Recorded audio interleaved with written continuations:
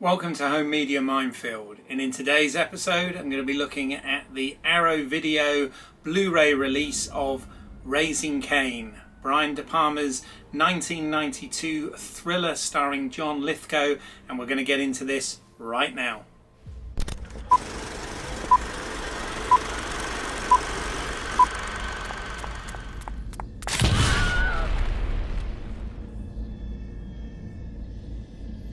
Hello, I'm Keith and welcome to another Home Media Minefield, helping you with information to navigate the complexities of home cinema and home media entertainment. And for today, as I mentioned in the preview, we are going to be looking at Raising Cain, the 1992 Brian De Palma film starring John Lithgow. So this has been out for a few years now. It was released in 2017.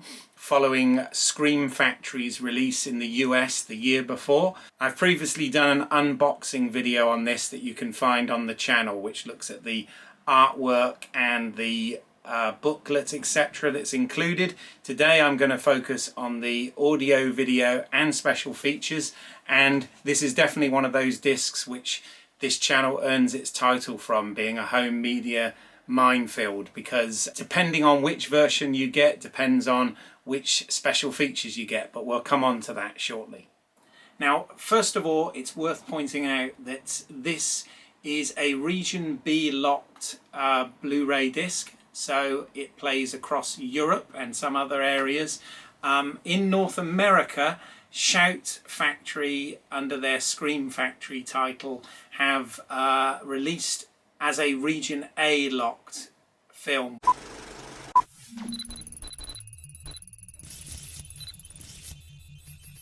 So first of all, the picture quality on this, it is obviously a Blu-ray version here and is far superior to the previous DVD releases.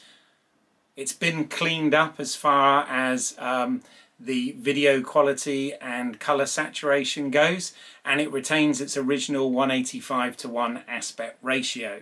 Now, this was originally shot on film, and the transfer here, they haven't done any heavy digital noise reduction. They've very much kept it as it was originally shot.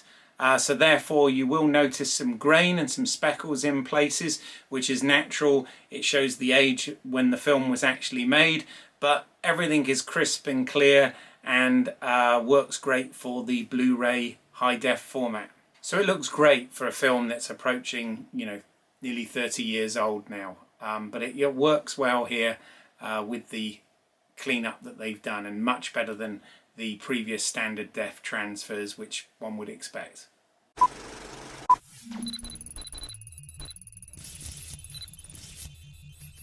Now onto the audio side of things, and this is where it is a little bit of a minefield, because the Shout/Scream Factory release in the US the previous year had included a 5.1 audio mix of this, whereas the Arrow Video one just has the 2.0 stereo uncompressed mix soundtracks.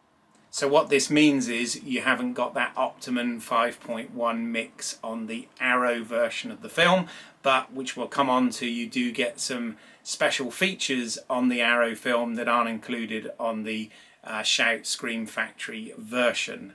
Now, I'll be honest, for me the 2.0 soundtrack on this sounds fine. De Palma plays heavy on the music in these things anyway, and there isn't a great deal of separation going on, but obviously that's because I'm only watching it in the 2.0 stereo, so it depends how fussy you are about sound. I haven't got the Shout/Scream Factory Region A version to compare it to, but for my money I was actually quite happy with the transfer of both the video and audio on this.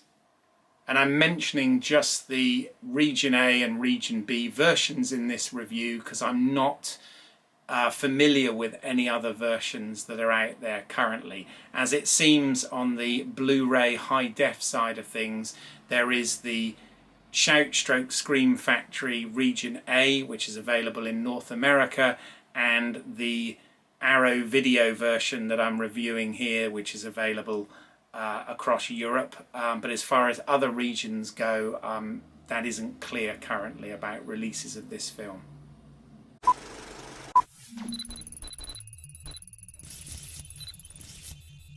Now onto the special features, which you get quite a decent amount of with this package. On the Arrow release, you get a mixture of newly recorded interviews, or should I say recorded when this was released in 2017, interviews that had been done specifically for the Arrow label and produced by Arrow Video, but then you also get some of the Shout Factory bonus materials as well from the Region A release. So it is a bit of a mixed bag here in terms of what you get interview wise, but I think overall for the bonus material, the Arrow Video release, which I'm reviewing now, is the one that wins. It seems to have slightly more on it than the Shout Factory version. Although the Shout Factory version does have some different extras. So again, back to the minefield territory and whether you want to be a completist or not with this particular film. So first up is Hickory Dickory Dock, an Arrow produced 15-minute interview with John Lithgow.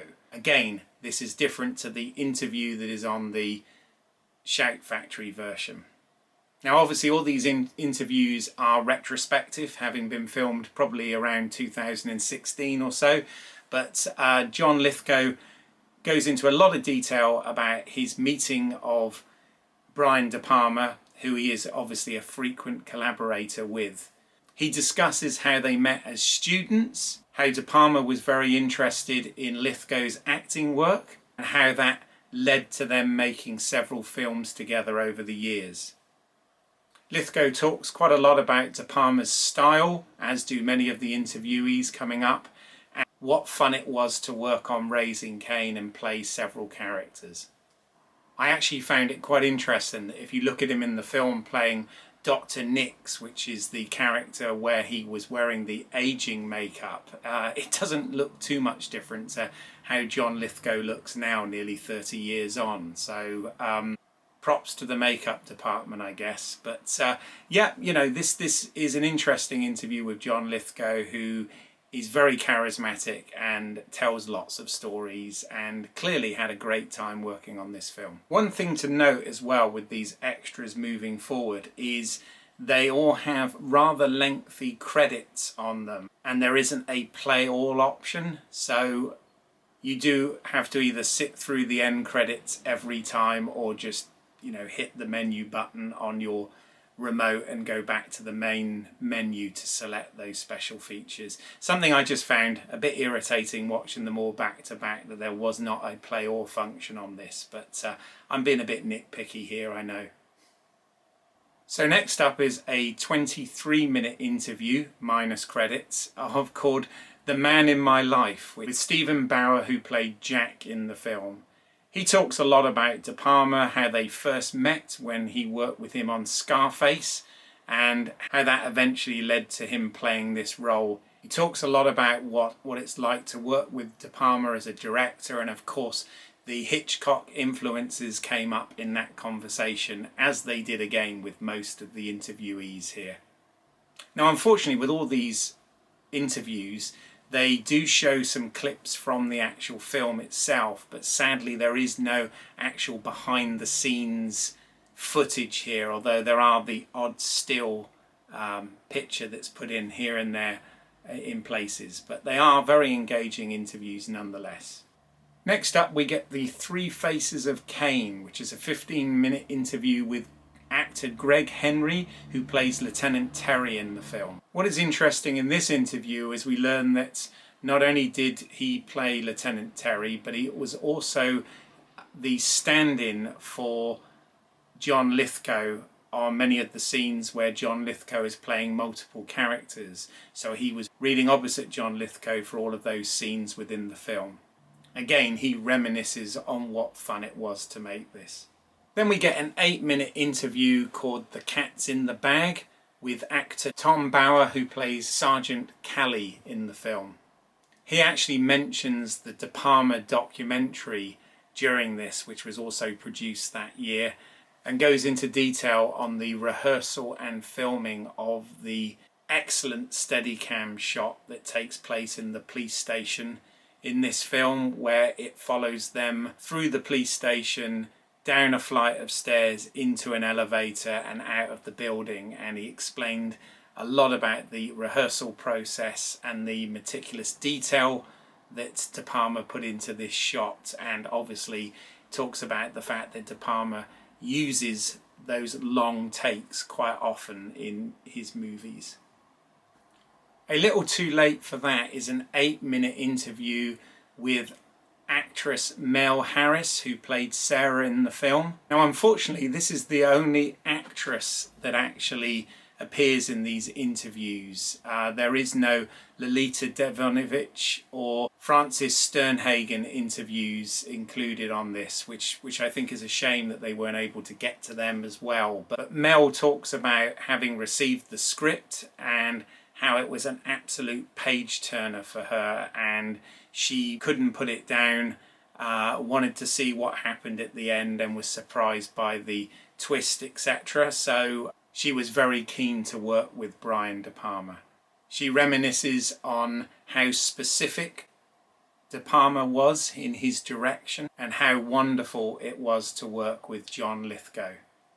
Have You Talked to the Others is a 10-minute interview with editor Paul Hirsch. Paul talks about how he got his editing break with Brian De Palma on his earlier film Sisters, and how he continued to work with him since, and talks about the process of suspense editing and how it's very important to edit as if time is running out in suspense type films.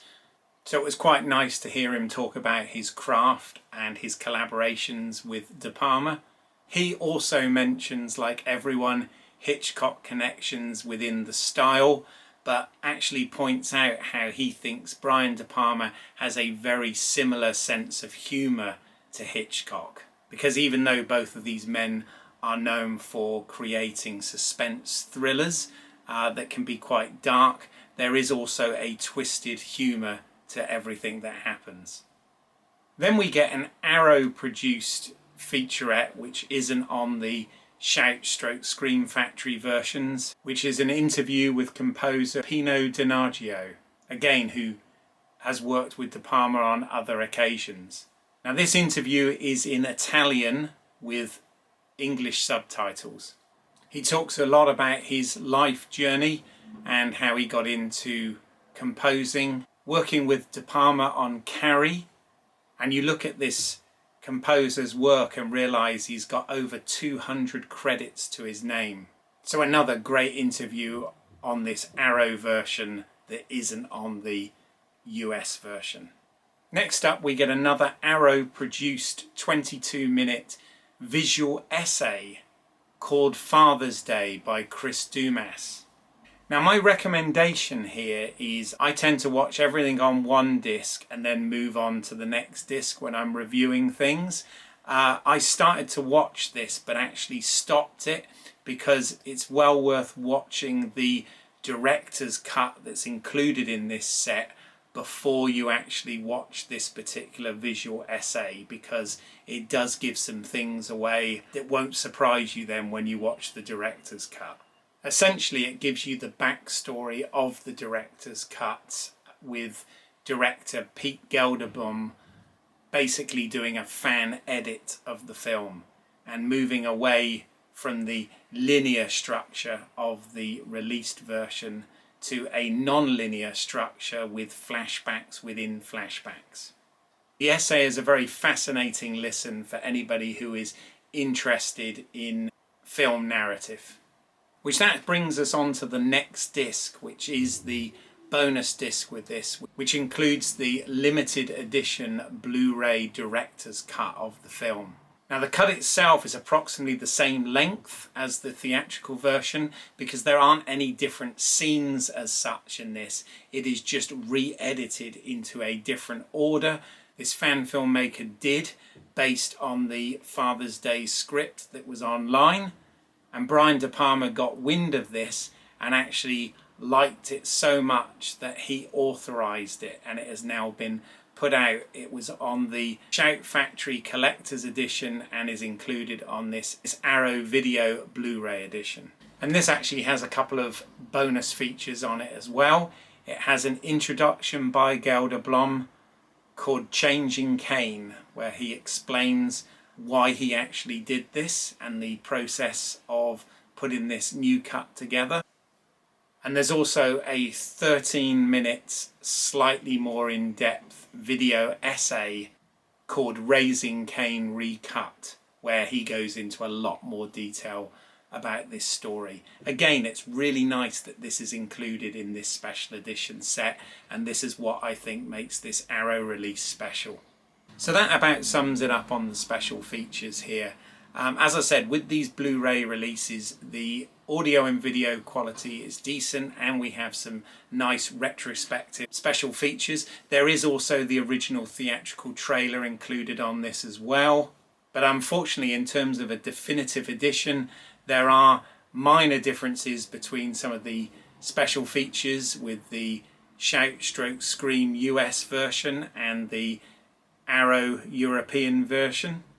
And the one downside of the Arrow version is you only get the 2.0 audio track on that, whereas you get the 5.1 remastered track on the US edition. I hope that makes sense. This is all where it gets slightly complicated, and hence the whole reason for this channel. As I said though, this has been out for a few years now, but it is still available. I will put a link down in the show notes of where you can get this. I will also put a link to the Shout Factory US version collector's edition as well, if that's something that you want to seek out. But please note that that is region A locked, so you would need a multi-region Blu-ray player in order to play that. And that brings me to the end of another home media minefield. I hope you found this information helpful or useful, or at least interesting. If so, if you could please like and consider subscribing to the channel, that would be extremely helpful. And please do share and spread the word. I post videos every week on physical media releases, whether they're 4K, Blu-ray, DVD, etc. But if there's anything in particular that you'd like me to cover, then again, please comment below and I will get to that as soon as I can and add it to the list. In the meantime, I thank you for your time today, and I will see you at the next home media minefield. Thank you very much.